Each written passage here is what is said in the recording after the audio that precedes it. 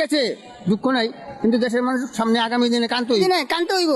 আহে দিন ভালো, যায় দিনই খারাপ, কিন্তু উন্নয়ন করছে, উন্নয়ন যে করছে সে তার যে কর্ম করছে। দেখেন আজকে যেই সরকার আসছে সেই সরকারের কাছ থেকে আমরা এটাকে প্রাপ্য, আমরা আমাদের উপরে গুলি করা হলো। প্রশাসনের কাছে আমাদের একটাই চাওয়া, আমরা সাভাবে এখানে ছিলাম, আমাদের ভাইয়ের উপরে গুলি করা হলো, কেন টিয়ার গ্যাস ছুড়লো? আমরা কাফনের কাপড় পরে বুক পেতে দিব, আমাদেরকে গুলি করা হোক, আমরা গুলি খেতে রাজি আছি। আমাদের উপদেষ্টা করতে গেছে সমন্বয় টিমের 3 জন 5 জন দেখা করতে গেছে।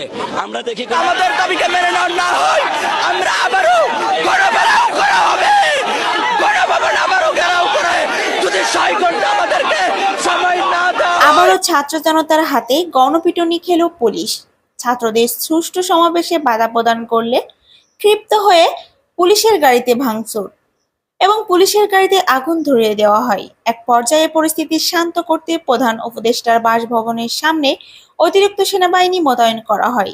ছাত্রদের গণ আন্দোলনে পুলিশ বাধা দিলে এ ধরনের পরিস্থিতি তৈরি হয়। দীর্ঘ 2 মাসের রাজনীতির পরিবেশ অস্থিতিশীল, এর মধ্যে আবারও মাঠে নামছেন আওয়ামী লীগের নেতাকর্মীরা।